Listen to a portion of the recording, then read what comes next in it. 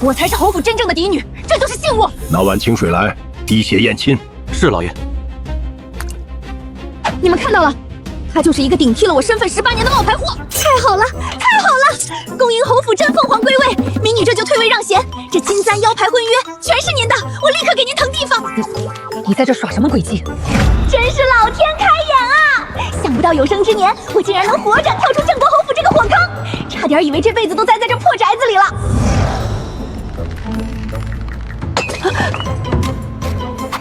沈卓宇，你这是在干什么？那肯定是丢掉累赘啊！这些东西只会拖慢我跑路的速度。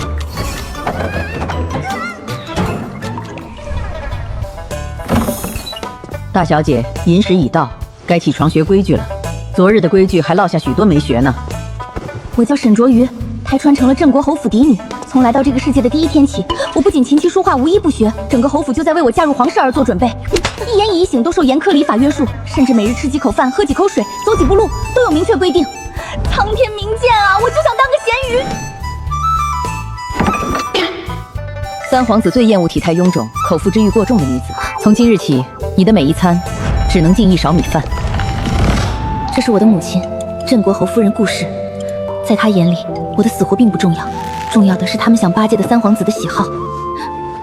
大圣氏族志背下来了吗？看了。那工部侍郎李成娶的是哪家季氏？与吏部尚书王家有何姻亲？3夕之内答不出来，就去祠堂跪着把女戒抄10遍。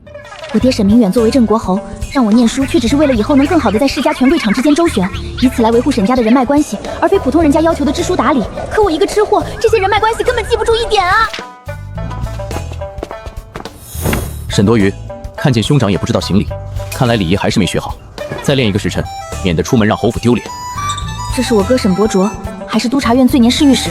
他在每天上朝之前，都会特意路过我练习礼仪的院子，跟每日打卡签到一样，先来挑我的错处数落一顿，然后再昂首挺胸的离开。今天是我的吉吉礼，来了上百号达官显贵，父母哥哥都在应酬，我也需要保持完美的世家贵女仪态。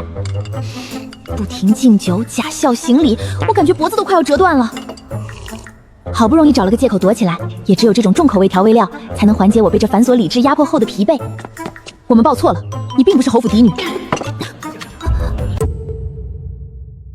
真相都摆在眼前了，你怎么还有脸坐在这儿？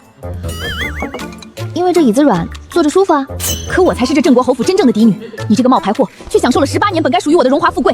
而我，在闹市的14里长大，从小志在女官，在日复一日挑水劈柴的时间里，也会挤出时间来读书，最终却因为平民的身份，连报名的资格都没有。现如今我回来了，你这个鸠占鹊巢18年的冒牌货，是时候把身份还给我了。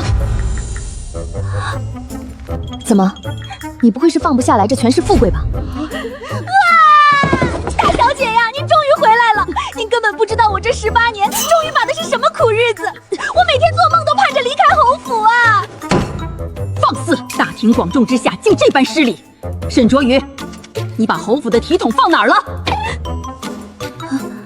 母亲，不，侯夫人教训的太对了。唉，民女鸠占鹊巢18年，却还是未曾学会侯府的规矩体统，着实不配继续待在侯府。民女这就麻溜的滚出去，给大小姐腾地子。是老爷。给，这是侯府嫡女的腰牌和三皇子的定银器物9尾凤簪，现在都还给你。至于宗籍名帖之类金银珠宝、华服美商之类的，都在我房里。不过您现在回来了，那些东西连带房间就都是您的了。这三皇子谁爱嫁谁嫁，这泼天富贵民女不配。小的退了，这一退就是一辈子。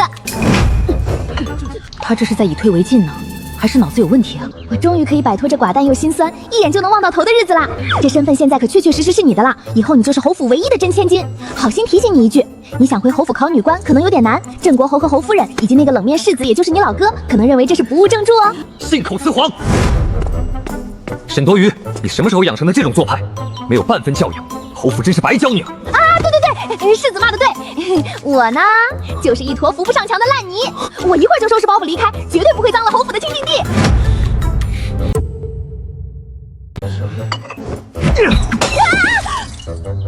混账东西！满堂宾客皆在，你休要再次胡言乱语！这老登吓我一跳。郑国侯，您身体金贵，别气坏了身子。哎，我这块朽木本就不可雕也，一会儿收拾好了，我立马就走，保准您眼不见心不烦。如此自甘落落，使家族颜面如无物，我镇国侯府真是白养你一场啊！对，颜面是什么？一点也不重要，重要的是我终于可以脱离侯府喽，终于可以想吃什么吃什么了。够了，你少在这里装疯卖傻，以退为进。你占了我18年的富贵，真以为演这出苦肉计博取同情就能继续留下来？哎呀，你想太多了，我这就去后院收拾包袱滚蛋，侯府上下都是你的。对了，三皇子也是你的哦。我不再是侯府嫡女了。去他的礼教规训，去他的联姻！真正的嫡女回来了，老娘再也不要当这倒霉催的傀儡了，我终于自由了。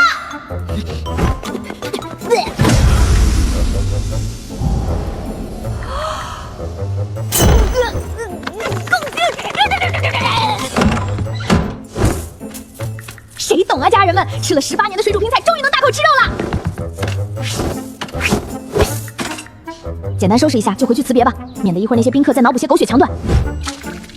卸妆，终于不用端着伟人微笑了。这衣服看着就衣服，啊呸，舒服。哎呀，真想快点见到亲爹娘啊！要是能加麻加辣的饱餐一顿就更好了。再去打包点糕点吧，以后估计就吃不到了。沈卓瑜，世子有何吩咐？侯府就这般不堪，你为何急不可耐要划清界限？主要是民女身份低贱，实在配不上侯府，我就不留在这里碍大家的眼了。侯府养育你18年，你真的毫无留恋。要说留恋嘛，也就后厨刘嬷嬷半夜偷偷给我留的那口胡辣汤了，那又酸又辣的滋味绝了。既然你这么想滚去过苦日子，那就赶紧滚。程家靠着一间小食馆糊口，生意平平堪堪度日。一家几口挤在狭小老旧的院落家院，每天得寅时起床生炉子，饭得自己做，柴火得自己捡，水都得自己打，没有仆人帮你做这些事，出行也没有马车，生活拮据，没有山珍海味可以吃，那种日子就是你原本的人生。你刚才说每天只用去井边挑水、劈柴、生炉子，不用干别的，还能自己做饭？对，而且寅时就得起，井水寒凉刺骨，稍不留神手上全是冻疮。你这种娇滴滴的千金小姐去了根本撑不住。天哪，世界上竟然还有这种只需出卖体力完全不用动脑子的神仙日子啊！还能够亲手掌勺做饭，随心调配香料佐料，不用受人管束拿捏。你是不是脑子坏了？去干苦活累活你还这么高兴？你懂什么？挑水劈柴做饭算什么苦？侯府每天寅时就要我顶着滚烫的瓷碗练走步，写错一个字就挨10下戒尺。我宁愿天天下厨，也不想再被那一长串拗口的世家女责了。不用动脑子的劳作，简直就是对我的恩赐。下厨甚好，掌厨最妙，亲手捧制自己喜欢的饭菜，便是我沈卓瑜梦寐以求的心愿。大小姐，感谢你来救我于水火，我这就去过我的神仙日子了。侯府这福您慢慢想。住口！市井遍地烟渣，满地泥泞，那是下九流的泥潭。你一个娇养18年的千金，怎受得了那等粗鄙的生活？侯夫人，在您眼里市井是泥潭，可对我来说，这侯府的深宅大院才是让人喘不过气的泥潭。我天资愚笨，算错一本账册，您就罚我在阴冷祠堂抄到天亮。你们要的是一个拿得出手的完美规范，是一个联姻的工具，根本就不是我沈卓瑜。这种日日被人指指点点的日子，我早就过够了。我终于脱离镇国侯嫡女的身份，去过能吃饱睡好，再也不被评判的日子了。离开这里，我再也不用被教引嬷嬷拿着戒尺丈量锁骨的高度了，我再也不用提心吊胆的担心被哥哥挑刺说丢侯府的脸了，我也再不用每天吃饭时心惊胆战的等着父亲的抽查了。我真的答不出来，我一看到那本书我就想吐，我快被你逼疯了，你们知道吗？你闹够了没有？给我站出来！世子，民女不是镇国侯府的人，民女要出府了。宗正寺玉节一日未改，你就一日还是镇国侯府的人。我本就是鸠占鹊巢的假货，血脉不是你们的，规矩我也学不会，我根本就不属于这里。哥，你何必拦他？他不过是欲擒故纵，仗着你们养育之恩，逼你们开口挽留罢了。大小姐，我真没演戏，我是真心实意想给您腾地方而已。世子爷，您就放我走吧，在侯府多待1秒我都感觉折寿啊。沈卓瑜，你再敢胡言乱语一句试试。本来就是嘛，您天天板着脸跟阎王似的，谁看了不折寿？诸位大人都做个见证，今日不是侯府赶我，是我沈卓瑜自愿离开。这丫头莫不是失心疯了，放着滔天的富贵不要，要去当泥腿子？今日断袖明志，从今往后我不做侯门贵女，只做市井闲人。你今日若踏出这扇大门，日后就算跪着求饶，侯府也绝不会再认你。世子爷放心，民女骨头硬，就是饿死在街头，也绝不回来讨要一口饭吃。你在侯府18年，就带走这么点破烂？里面就2套换洗的粗衣和一点盘缠，其他的我不配拿，也不想拿。你屋里那一箱子金叶子不带走？金子太重，压弯了我这市井小民的腰。那几匹御赐的云锦呢？料子太娇贵，下地干活怕刮破。那套赤金头面总该拿着傍身吧？不用，卖不上价还容易招贼。新来的真千金，走之前我再送你几条免费的生存指南哈。第一，银时必须起，走路千万别弄出声音，不然嬷嬷的戒尺可不长眼。第二，去给母亲请安时，记得把指甲缝洗得一尘不染，她老人家最爱查这个。第三，和父亲吃饭千万别吃太饱，随时准备默写誓足志。第四，千万别在世子哥哥面前闲着，他见不得人有空喘气。哦对，最后一条，连台阶上这只通灵的黑猫墨玉他都猫眼看人低，你喂他小鱼干，他还得掂量掂量你在家的地位，地位低的人喂他，他还不吃呢。你给我闭嘴！带着你的破包袱，给我滚！得嘞，遵命，大小姐，民女这就滚。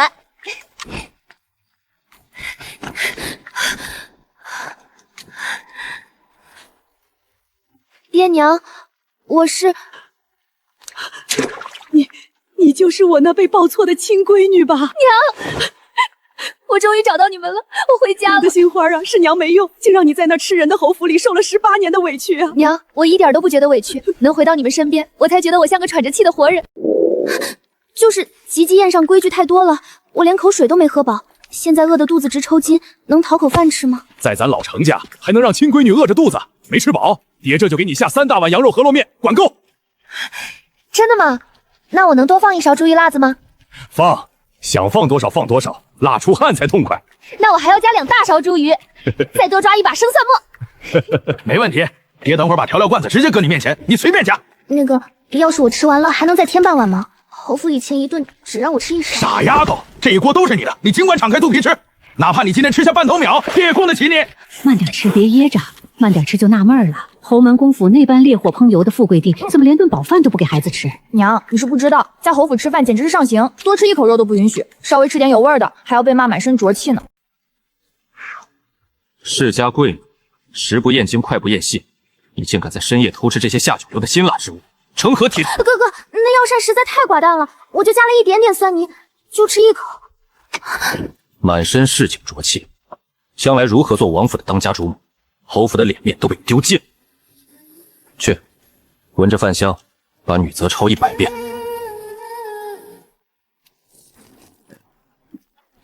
过瘾，这重口味的市井吃食才是真正的人间绝味啊！闺女，在咱老程家，无需理会那些破规矩，吃饱了想睡到日上3滩就睡，天塌下来有爹娘给你顶着。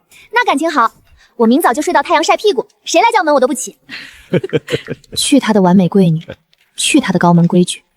在这弥漫着烟火气的楼日里，我沈卓瑜终于活过来。奶奶，这是金吾以前住的屋子，家里实在寒酸，委屈你了。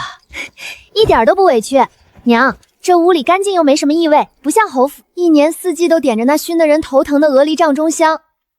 你若是觉得被褥太硬硌得慌，娘明儿把卖汤的钱攒一攒，去街上给你扯几尺软和的细棉布铺上。娘千万别破费，这粗布最稀罕，我躺着可踏实了，完全不用换。你可是侯府里金玉堆里娇养出来的金枝玉叶，哪受过睡木板床这等操罪啊？什么金枝玉叶？我那就是根长在花盆里的胖白萝卜，每天被人盯着嫌弃。现在这叫落回自家菜园，舒坦呐。你这丫头一张小嘴巴巴的，倒是一点娇气都没有。要是娇气点儿，我早就被镇国侯府那堆吃人的规矩折磨死了。娘，白萝卜现在困了，想安安稳稳的睡一觉啦。好好好，你安心睡，娘在外面给你守着。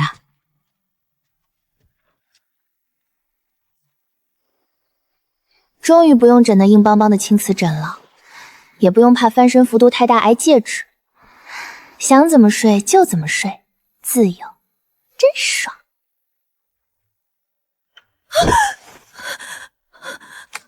奶奶，怎么了？是不是做梦灭着了？女子之行，静默为先。嬷嬷别打我，我立刻起来顶碗，规矩我没有忘。不用请安，天还没亮呢，你可以接着睡。那我刚刚睡姿不好，四仰八叉的，真的不用挨10下戒尺吗？咱家没戒指，你就算横着睡、竖着睡，把床板踢翻了，娘也只觉得可爱。那我今天也不用抄写经书反省自我了吗？不抄，背什么女则规矩？咱家只认得柴米油盐，以后你想干嘛就干嘛。天塌下来，有爹娘给你顶着。原来真正的家是不需要我去装傻充愣扮演完美，也能被无条件爱着的地方。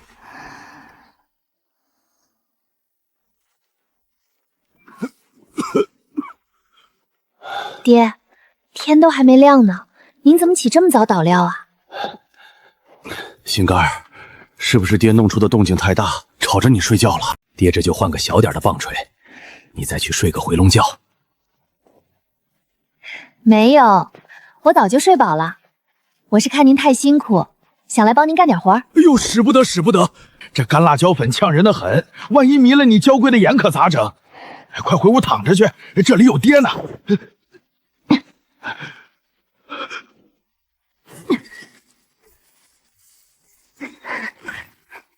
爹，您别跟我抢，我砸这个简直太解压了！我砸死你个天天让我抄经书的冷面阎王，让你逼我背女则，让你嫌弃我浑身市井浊气。我现在这腕力，打死一头牛都不成问题的。等等，这香味儿绝了！心孩儿，你是怎么知道加这两味的？这汤底要是熬出来，对街的客人都得馋哭了。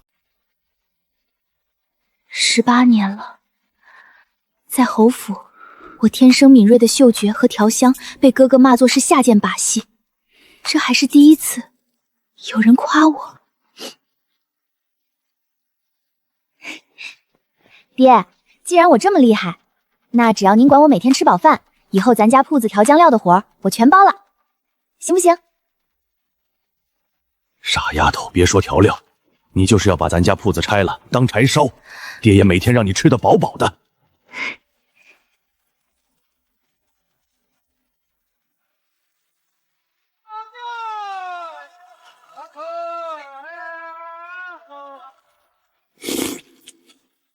大柱啊，这是10文钱，面钱搁桌上了哈。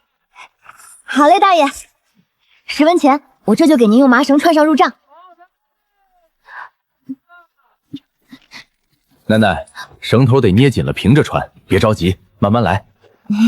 爹，这些铜板它有自己的脾气，不太想进这根绳子里待着。大柱啊，你家这新来的小掌柜怎么连个钱都串不明白呀？哪儿找来的活宝？串不明白怎么了？这是我刚找回来的亲闺女，老天爷赏的宝贝，就算她天天往外撒钱，我这当爹的也乐意。亲闺女，哎呦，我说呢，怎么长得跟柳氏年轻时一模一样？不是原来那个精武丫头啊？是啊，当年报错了，现在老天开眼，总算是全虚全伪的回到我们身边了。好啊，这丫头面如满月，天庭饱满，一看就是个有大福气的。你老程家以后有福喽！谢谢张大爷，借您吉言，以后您常来吃面呀。侯府主母总骂我面相圆钝，毫无世家贵气，没想到在这里，这叫有福气。原来我不是一无是处的游牧，我只是开错了地方的花。爹，大爷说的对，以后我就在咱家给您当个有福气的招财猫。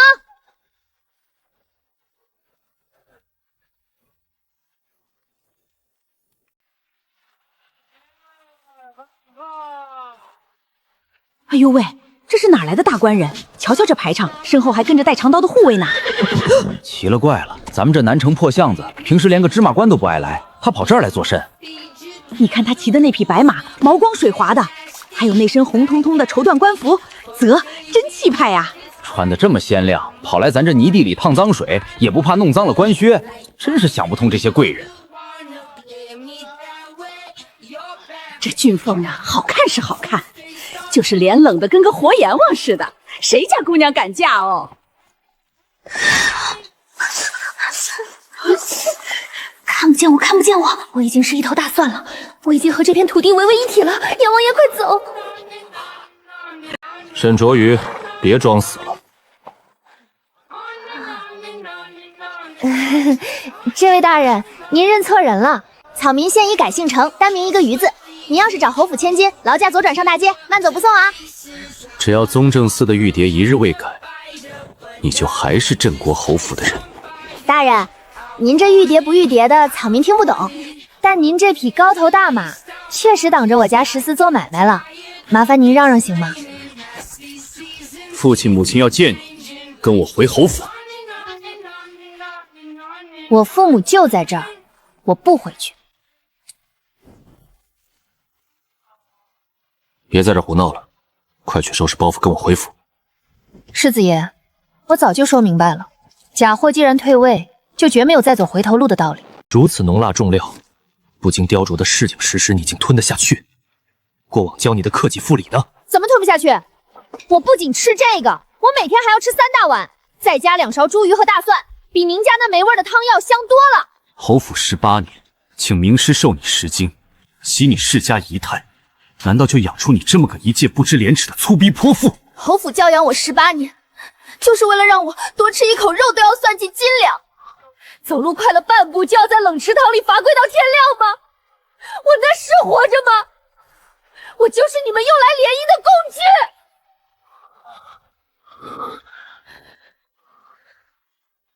哪里来的混账汉子，跑到我家门槛数落起我闺女的错来了！给老婆婆闭嘴！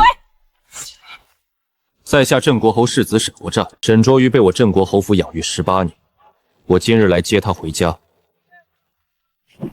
什么老婶子世子爷，我管你什么天王老子！她现在是我程家的贵女，才不跟你回去受罪！你不要在这里扰民！侯府衣食住行皆是锦衣玉食，极致精细，从未有半点亏待过她。你不要胡言，伤我沈家名誉。没亏待，我闺女刚回家那天，喝完1碗热骨头汤都能香得掉眼泪。你们这般高门大户就是这么作践孩子的吗？娘，别跟他们说了，我哪儿都不去。沈卓瑜，你在侯府的锦衣玉食中当真只有委屈，毫无快活。世子，你们要的体面我撑不起，这市井粗茶淡饭、随性松弛的日子，才是我这无用之人真正的归宿。程云秋回府不过半日，侯府的后宅就已经天翻地覆、鸡犬不宁了。那感情好啊，真嫡女雷厉风行，整顿家风。我这退位的假货听着都觉得痛快，你们慢慢磨合呗。他死活不肯顺从去跟三皇子联姻，非要闭门读书去考女科，甚至在正堂直接掀翻了女则。老天奶啊，掀翻女则，大小姐也太英勇了吧！我简直要对她刮目相看了。还在这里嬉皮笑脸，母亲快被程晏初气晕了，你必须立刻跟我回府去平息她的怒火，收拾残局。别找我，我又不是太医，我也不懂什么名贵药材，我现在只会捣散算，平息不了这泼天的怒火。是母亲亲口吩咐，去把卓瑜叫回来，陪我用膳。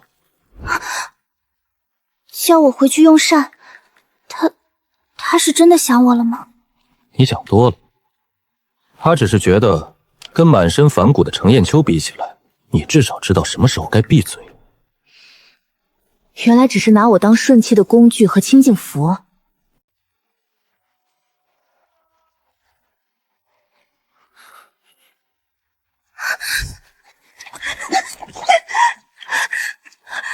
世子哥哥，求求您放过我吧！我好不容易才过上能吃饱睡足的松弛日子，我打死也不回那压抑的深宅大院。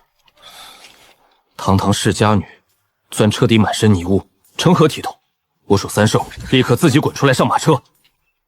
我不回，我现在是一捆干柴，我已经跟这辆板车长在一起了，死也不撒手！杀人了！强抢民女了！放开我！留着点力气喊吧，等会儿正堂里的那出大戏，有你受的。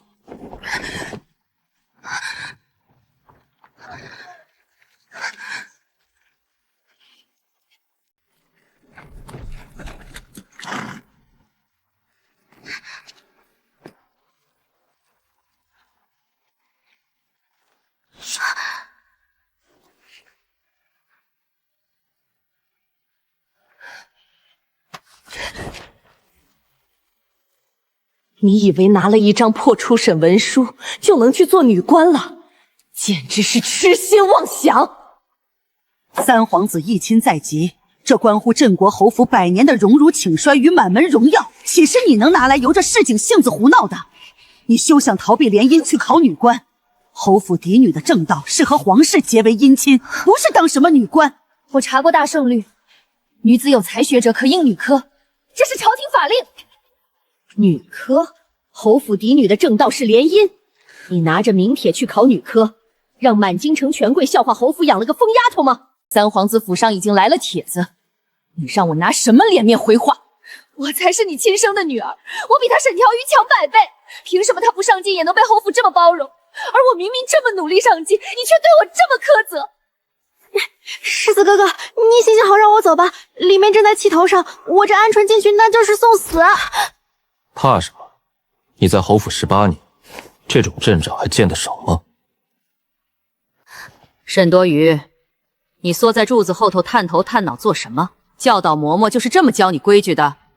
回侯夫人，草民只是走错了门，这就马上滚。你还有脸踏进这扇门？你不是当众说这一退就是一辈子吗？连夜跑回市井，如今又折回来做什么？看我在侯府处处碰壁，看我辛苦挣来的文书被烧成灰，你心里痛快了对吧？大小姐，我今天能出现在这儿，全是因为你这位世子哥哥把我从14强行拖回来的。请，我是请你回来的。你那叫请吗？你用扇子把我从板车底下挑出来，一路像甩咸鱼似的给我甩上侯府马车的，那叫请。沈卓瑜，你少摆这副事不关己的模样。你敢说不是算计好的？你走之前故意提醒我那些规矩，就是故意的，对吧？你就是想让我每天提心吊胆，让我在父母跟前出错丢脸。沈卓瑜，你这招以退为进玩的真高明。大小姐，我提醒你寅时起床，是因为教育嬷嬷真的会在寅时拿戒尺敲门。我提醒你母亲查指甲，是因为她真的会拿银针挑你的指甲缝看有没有泥。我提醒你哥哥抽查氏族制，是因为他随时随地都会发难，答不出来就会死盯着你。你今天的表现还有很大提升空间。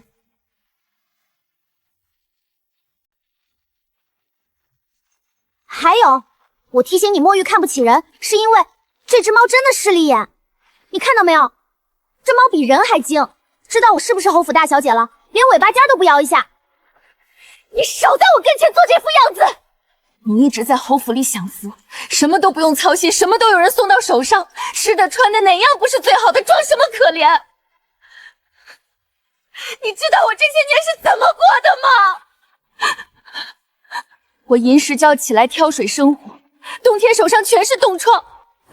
食宿打烊后，我在灶台边借着火光看书。我没有先生，没有笔墨，没有书房。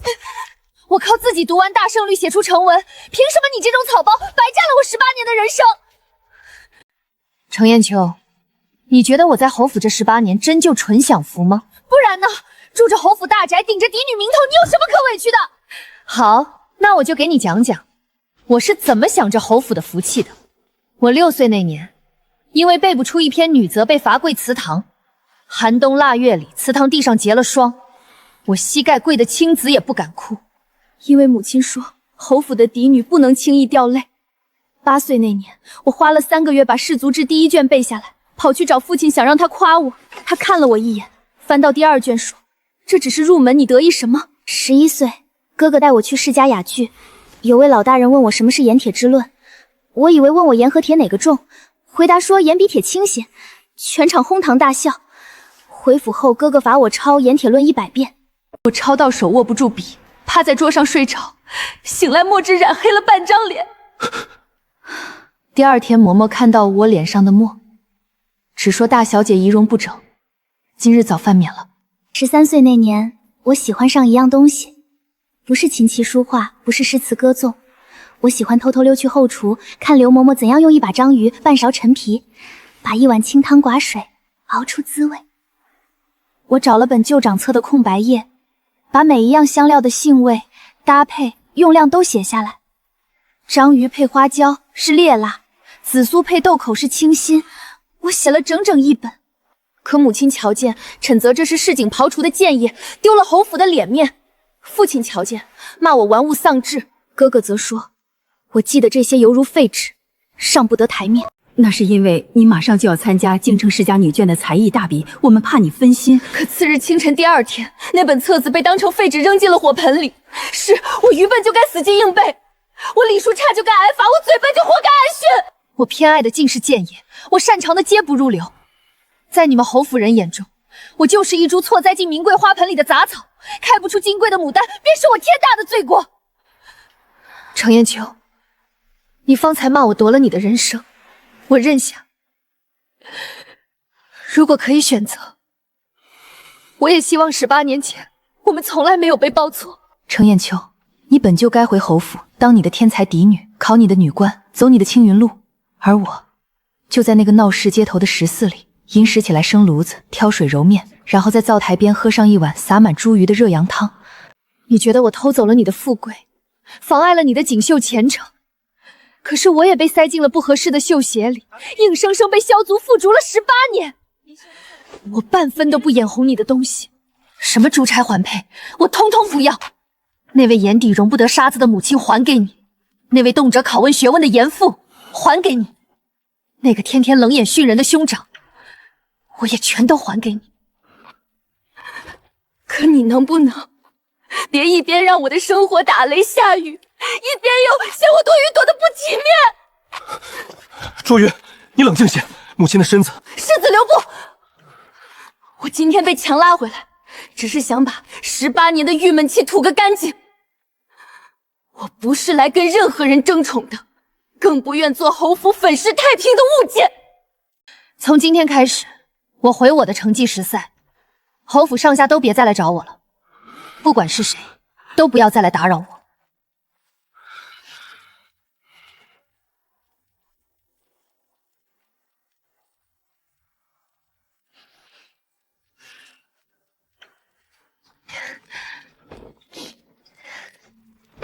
娜娜，谁欺负你了？别怕，爹护着你。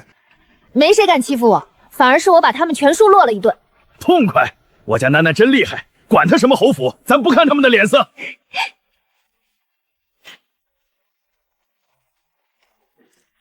楠楠，肚皮饿了吧？想吃哪口？别掏钱。我想吃焖酥羊肉。好，好，好，给你买。还要城东的那家冰糖葫芦。成，都依你。再加一碗桂花酒酿。这你娘平时嫌这玩意儿腻牙。罢了，咱父女俩悄悄喝，不让她撞见就行。老爹最疼我了，回家的日子真是神仙不换。老婆子，我把楠楠接回来了。回来的正好，羊肉汤也正炖好，快来趁热喝。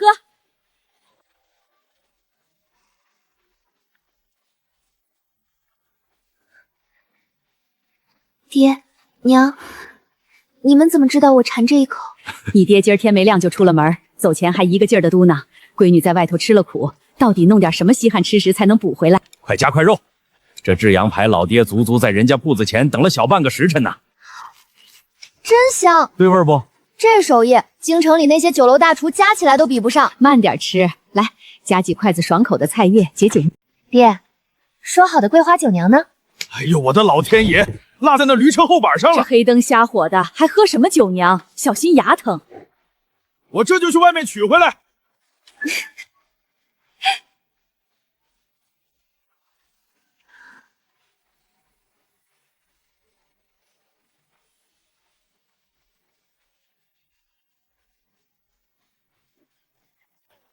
我本以为那日闹过之后，侯府能断了念想，看来是我把高门大户想得太简单了。那些世家权贵怎会轻易容忍拖出他们掌心的人和事？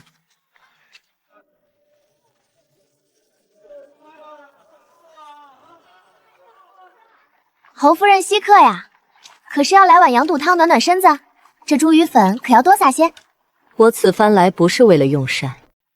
这位夫人，劳您一步，后头还有好些街坊排着队呢。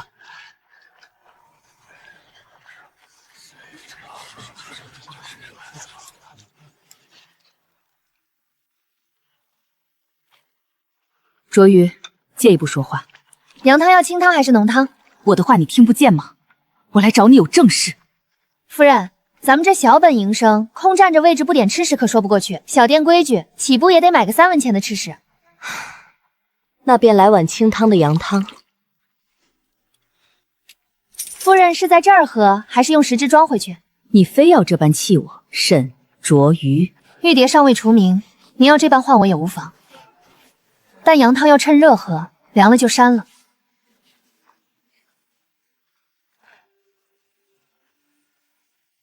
这位贵人，瞧您这身绸缎光泽，定不是咱们这穷街陋巷里住的。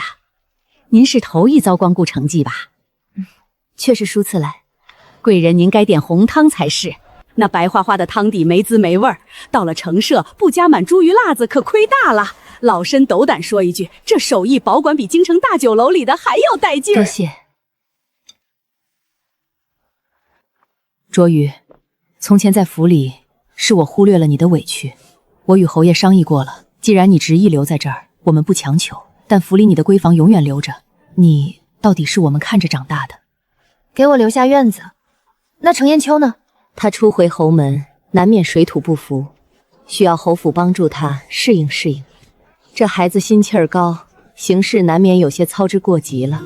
侯府打算如何帮他？是再请几个严厉的嬷嬷教导，还是逼他半月内把高门大户的繁文缛节全记下来？我猜对了吧？在你们眼里，养女儿就像养一盆名品牡丹，看根骨，看花相，看能不能开出能撑起侯府脸面的花朵来。你们觉得程砚秋根骨比我好，所以值得花更多心思栽培，想把她养成一盆能端出去联姻的好花。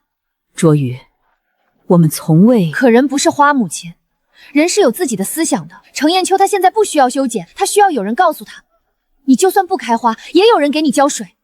你们如果真想对她好，就先让她睡个懒觉，别寅时就叫她去请安了。她到了议亲的年纪，时间不够了，容不得她懈怠半分。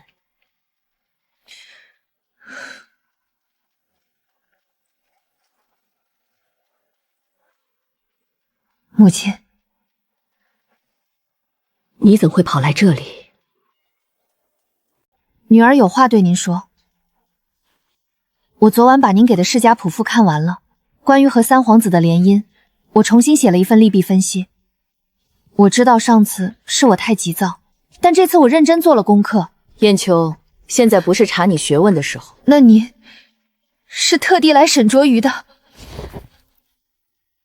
您就这样抛下我，背地里来找他沈卓瑜？他到底叫了我这么多年娘亲，再怎么说也有18年的情分。18年情分，那您的亲骨肉呢？我可是您肚子里掉下来的肉啊！我在这市井泥潭里摸爬滚打这么些年，好不容易认回到侯府，你们的心却偏到了他身上。我行差踏错半步，你们就横眉冷对。他浑浑噩噩虚度了18载，你们反倒当个宝贝似的放不下。砚秋，怎么和你说的？在外要注意言辞规矩。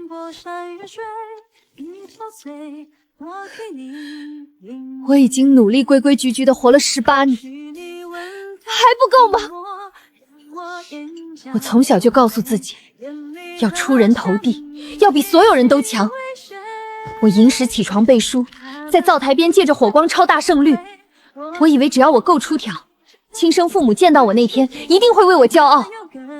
谁成想回到侯府才发现，你们膝下早就有个喜欢的女儿了。哪怕她是个草包，什么都不精通，你们的心也早偏过去了。那我在这府里究竟算个什么？楠楠，躲开！爹，您烫着没？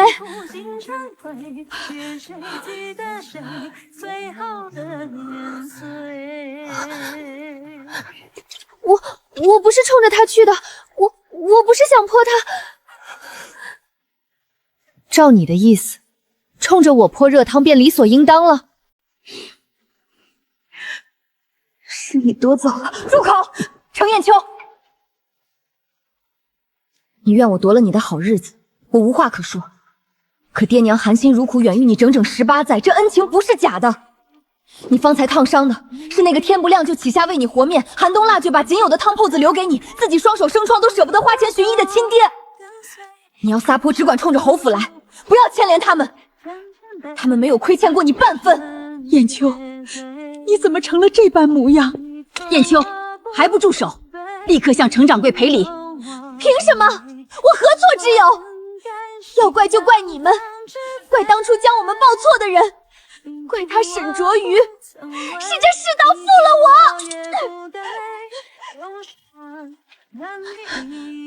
由他去吧，让他吹吹冷风，醒醒神。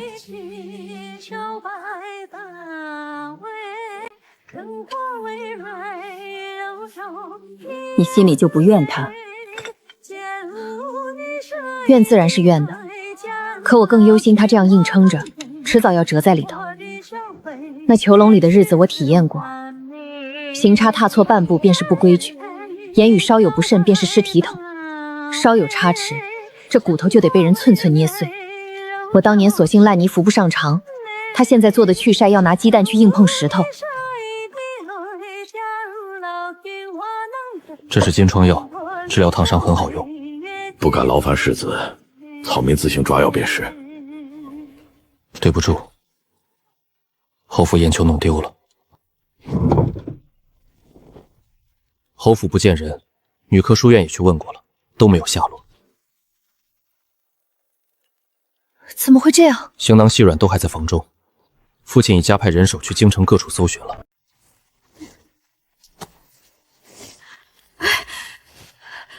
奶奶，你这火急火燎的要上哪儿去啊？我去找人。娘，别拦我。楠楠，刚才他都这样作践你了。人命关天，他要是有个三长两短，宁二老心里这辈子都过不去这道坎儿。你知道他的去处？大概能猜到，侯府后头有个藕香榭，是个没人管的清静地儿，能藏住人。从前我挨罚受了苦后，我就爱溜去藕香山瞧那些池鱼，看他们自由自在的游。我也曾渴望像他们一样自由。这个侯府里受困的人，都会想去那方天地的。燕秋，听爹的话，快退回布廊里。你们怕什么？怕明儿天一早顺天府尹就听到风声，说侯府刚认回来的血脉被逼得自尽在这池子里。我苦命的儿，千万别做傻事！且慢，你这样冒失冲过去，只会逼得他投水。你跑来干什么？乔西寒，你既说要让我一辈子不得安生，我自然得站近点瞧清楚。往后夜里做起噩梦来，也能梦得真真切切。沈卓瑜，你就是个疯婆子。是啊，在侯府这样的深宅大院地方关久了，谁还没点失心疯？你为什么偏要做出这副德行？装嗨扮柔韧，万事不挂心。这局棋明明是你胜了。我从未胜过。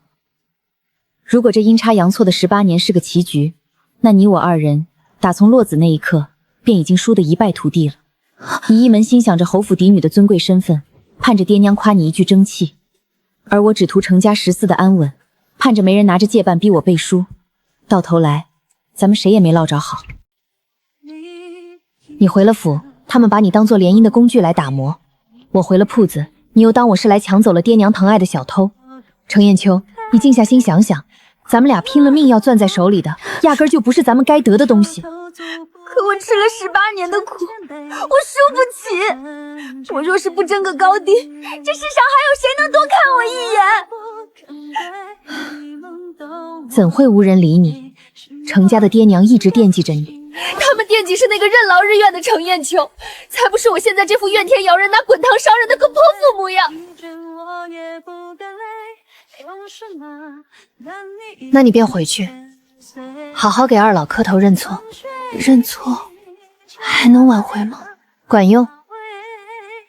旁的不说，爹买烫伤越高的花销，你总得算清楚还上，那可得好几斗钱呢。那只碎了的粗瓷海碗算3文钱，一碗羊肉原汤2文钱。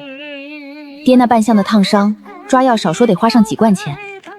至于让娘跟着担惊受怕，这笔账算起来可就没个准数了。你这人怎么这么聒噪？你当我想费口舌？你离水这么近，我怕你一时犯傻。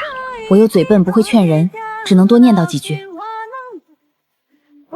来寻你时顺手拿的，路上没舍得动口，给你加了好多肉呢。爹，他还肯为我做事实吗？当然肯。他今天伤了手臂，还一个劲儿的拦着娘，说你绝技不是存心的。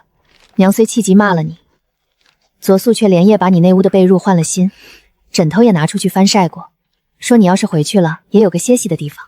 我哪里还有脸面回去？他们认不认你，你得亲自回去瞧瞧。难不成让二老守着那床新被褥，空等着你？走吧，跟我回家。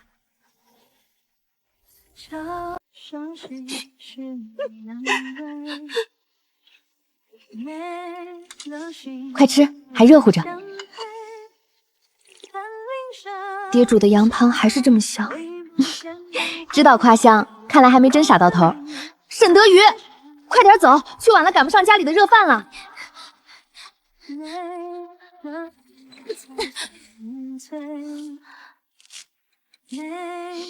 爹娘，女儿知错了。你这傻孩子，回家便是，磕的哪门子头啊？那碎了的陶碗全当岁岁平安了，人全虚全伪的回来比什么都强。那海碗的钱，爹就不让你赔了。爹，那汤钱你也不讨啦？就你话多。卓宇，当真铁了心不回侯府了？夫人，市井天地阔，我更适合留在这里。王后府里的规矩，我们绝不再强求。您二位并非因我而变，只是得明白，这养育儿女，并非是在营中练兵那般苛刻。收着。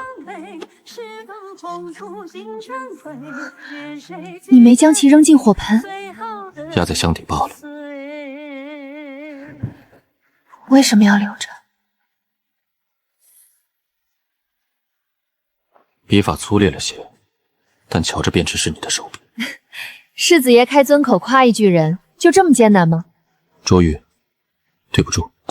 赔不是我领受了，但我不会随你回去。明白。往后我得空再来。世子请听好，头一条，不许卯时扰人清梦；第二，不许带经时一集；第三，不许提那什么大圣氏族志。那我带些蟹粉酥来。这还差不多，没志气就没志气。这蟹粉酥倒抵是不错的。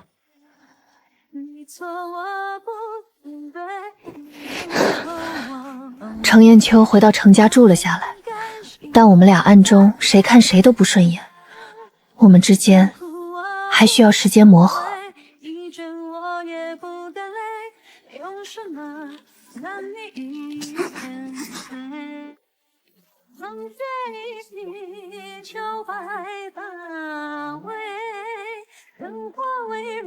大爷，这碗面收您7文。大爷，给6文便成。为什么？大爷是常来的老主顾，少收1文有何妨？这样做买卖，成计实数，早晚让你赔空。多谢漂亮姐姐。你那铁打的规矩呢？将那声漂亮姐姐给换没了。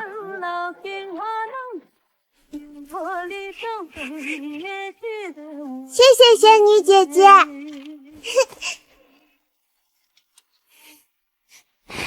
看来大小姐也听不得好话呀。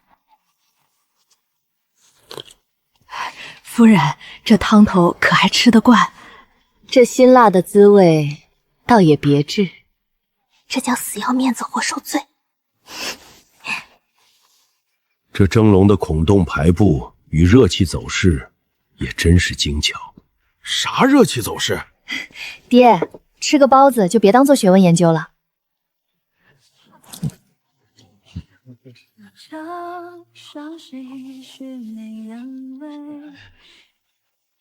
极酱。那您可得敞开肚皮多吃几个。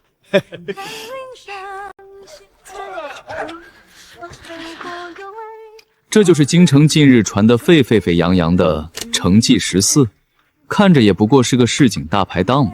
这位客官，小店简陋，但吃食绝对管饱管好。您想吃点什么？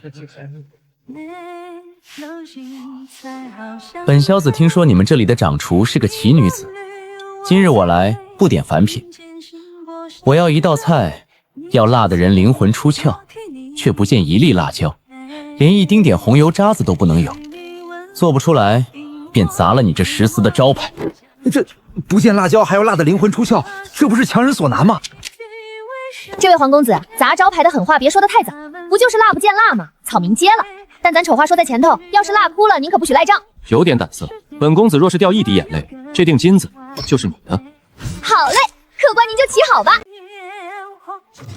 父亲、母亲，宫里传来暗线消息，三皇子微服出宫了。出宫便出宫，与我侯府何干？他去了城南，去了承继10术，说是要亲自去会一会那个让他联姻暂缓的真假千金。什么？那祖宗怎么去那种地方了？卓玉那丫头嘴上没个把门的，燕秋又是个宁格不弯的暴脾气，要是惹恼了三皇子，他进宫去圣上面前告一状，咱们侯府可吃不了兜着走。快备马！不能大张旗鼓，换粗布衣裳，咱们悄悄包抄过去，绝不能让那2个逆女把天捅破了。想吃辣又不想看见辣椒，这就跟想当咸鱼又不得不翻身一样，得走技术流。今天就让你见识见识，什么是绿去杂质的纯正灵魂暴击，清汤开水毛血肚。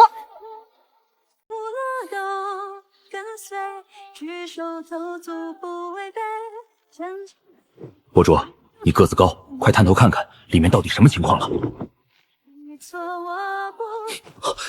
卓玉他竟然端了一大盆颜色煞白的汤给三皇子，完了，皇子们平日里最厌恶清淡之物，这是要惹出大祸了。这可如何是好？博主，你快装成跑堂的进去，无论如何拦着点儿。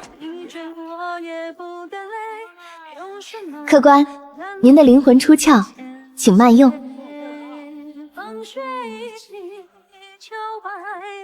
你莫不是在戏弄我？这等清汤寡水也敢称？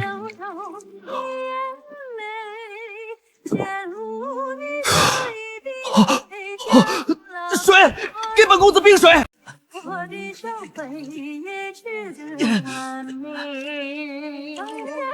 痛快，太痛快了！这到底是什么神仙做法？宫里那些御厨根本做不出这等痛快的滋味。皇家独有的4爪盘龙玉佩，随从们身形挺拔如大内侍卫，他又自称皇公子，难道他就是那位原本要与侯府联姻的三皇子殿下？客官，好手艺，掌厨的，你不仅保住了招牌，还赢得了本皇子的赏识。多谢皇公子打赏，以后常来啊！我这儿还有夺命酸汤鱼没给您上呢。好，我以后一定常来。不过我今日来不单是为了吃，我听说这石祠里藏着2位镇国侯府的千金，本皇子对你们那桩真假千金的闹剧，以及你们抗拒联姻的事很感兴趣。草民程砚秋见过三殿下。眼光地辣，竟认出本皇子了。你便是那个宁可不要侯府富贵，非要去考女官的程砚秋。你可知抗拒父皇的赐婚意向是何罪名？殿下息怒，殿下志在天下，所需的是能为朝堂分忧的左膀右臂，而非后宅中多一个唯唯诺诺的联姻庄者。这是草民根据大圣律结合江南水患重写的治水疏漏与律法补救册。草民斗胆进言，娶一个满心都是律法条文的御史回家，殿下顶多得意无趣的皇子妃，但若放草民去朝堂，殿下便能多一把斩除贪腐的利刃。这笔买卖，殿下稳赚不赔。完了，这丫头疯了，竟敢跟皇子谈买卖！好一个稳赚不赔！你程砚秋是个天生的政治奇才，而你是个天生的美食奇才。镇国侯那个老糊涂，竟把你们当联姻工具，简直是暴殄天物。这联姻，本皇子明日便进宫禀明父皇，求他收回成令，彻底作罢。不仅如此，本皇子要以私人名义入股你这承继石祠，占2成干股。另外，程砚秋，你的女科陈情书，本皇子亲自为你做保举荐。谢殿下知遇之恩。太好了，有了皇家子弟入股，我这承继14卿还不得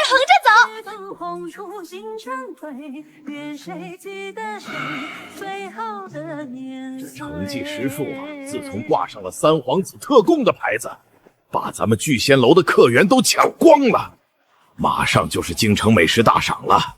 若是让他们拔了头筹，咱们酒楼还有什么脸面？掌柜的，咱们怎么办？他们不是靠那股子邪门辣味吸引食客吗？传我的话，把京城内外市面上所有的茱萸、花椒、胡椒等辛辣香料全部双倍价格买断，我要让他们成绩无辣可做。再找几个脸生的地痞去给他们加点料。什么破14，汤里居然吃出苍蝇来了，吃的老子肚子疼，赔钱！不拿100两银子出来，今天就砸了你们的店！你们胡说！我们家的后厨比脸还干净，哪里来的苍蝇？你敢顶嘴，给我砸！慢着！大圣律刑律第214条，凡地痞流氓聚众闹事、敲诈勒索商户者，杖责50，流放3000里。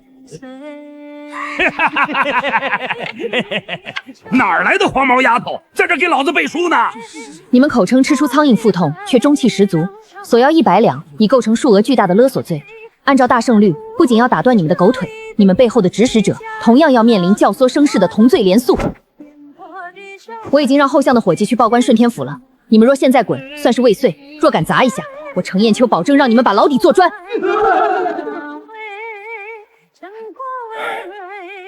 奶奶，聚仙楼太狠了，他们买空了所有的中鱼和花椒，明天就是美食大醒了，咱们拿什么去比呀？这分明是恶意垄断，明日我便去写状纸，告到金兆仪那里去。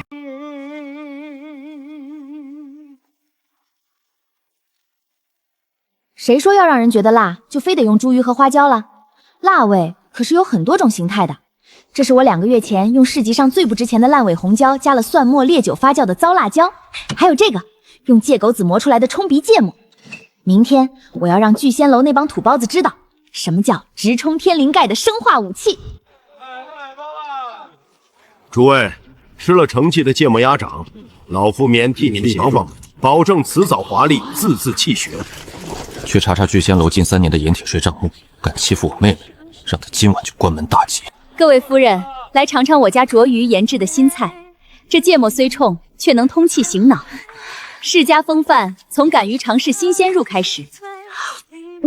果真提神醒脑，好菜，我投成绩1票。原来被毫无保留的偏爱和支持是这种感觉。这市井的烟火终于把那座冰冷的侯府给捂热了。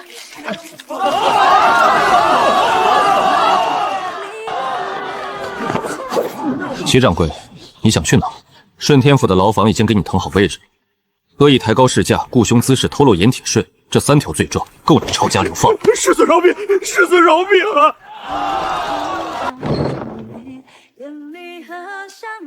宫里刚传下的旨意，3殿下信守承诺，连夜进宫禀明了圣上，圣上已经允准侯府与皇室的联姻彻底作罢。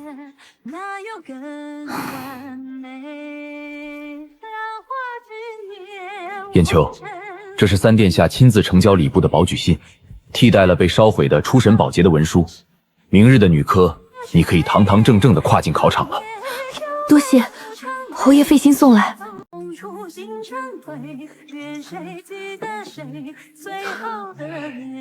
你叫我一声侯爷，是我理所应当受着的。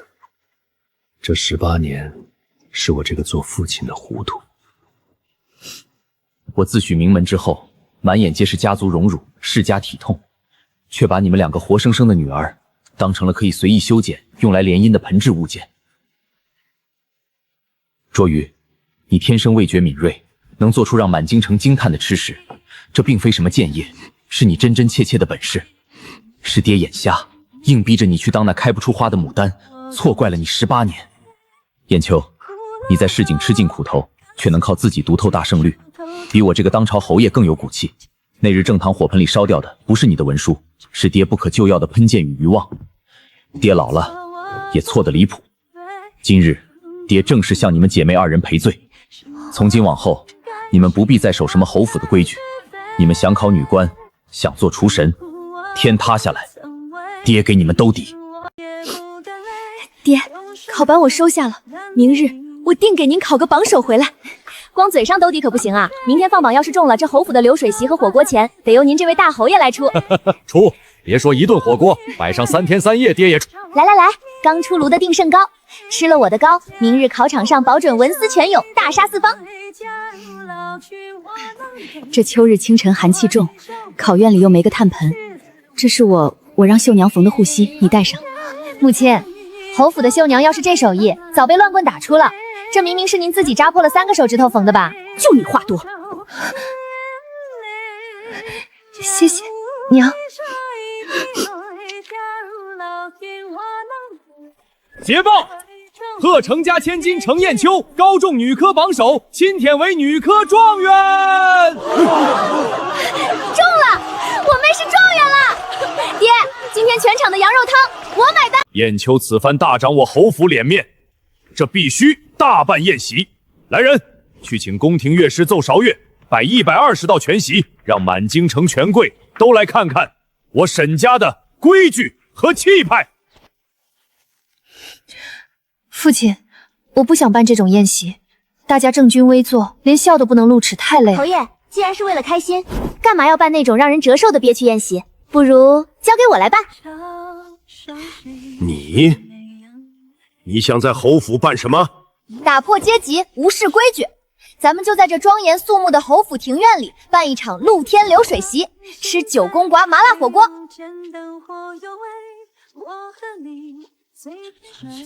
这镇国侯府怎么堕落至此？竟在庭院里支起大锅，一股子辛辣浊气，斯文扫地，斯文扫地呀！李大人，看到没？那个穿着御赐青色官服的女状元，我亲生的；那个正在指挥后厨上菜、被3皇子入股的厨神，也是我养大的。你们谁家有这福气？哈哈哈哈哈哈！好了，好爽！李大人，你别给我抢那块毛肚，我先下的。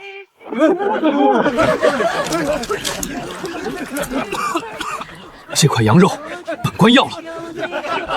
沈大人，这桩贪墨案的证据链还有疑点，按照大圣律刑律第7条，疑罪从无，不能直接定案。程御史，这已经是你今天驳回的第3份公文了，你能不能偶尔不要这么较真？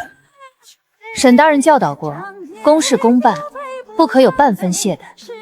怎么，大人要徇私？你好的不学，偏偏把周瑜那气死人不偿命的嘴皮子学了个10成10。侯爷，如今真千金已经认祖归宗，沈卓瑜这假千金的名字，下官这就替您划去。谁说要划去了？把砚秋的名字端端正正的加在旁边。我镇国侯府有2位嫡女，他们不用再守什么规矩体统，他们自己就是我沈家最好的体统。五魁斗啊！老程，你输了，喝就喝，侯爷你耍赖。柳家妹子，你上次说的那个腌酸菜，到底要放几两盐才不坏？夫人，这盐得凭手感，来，我教你抓。沈朝瑜，你这块肉已经叮了半个时辰了。哥，在食俗的饭桌上手慢无误，你那套孔孟柱在这儿不管用。曾经我以为必须逃离才能获得自由，后来我才明白，真正的自由不是没有规矩，而是和一群愿意为你打破规矩的人痛痛快快地活一场。去他的规矩和体悚！这热气腾腾、吵吵闹闹的市井烟火，才是我沈卓瑜这辈子最大的泼天富贵。干杯！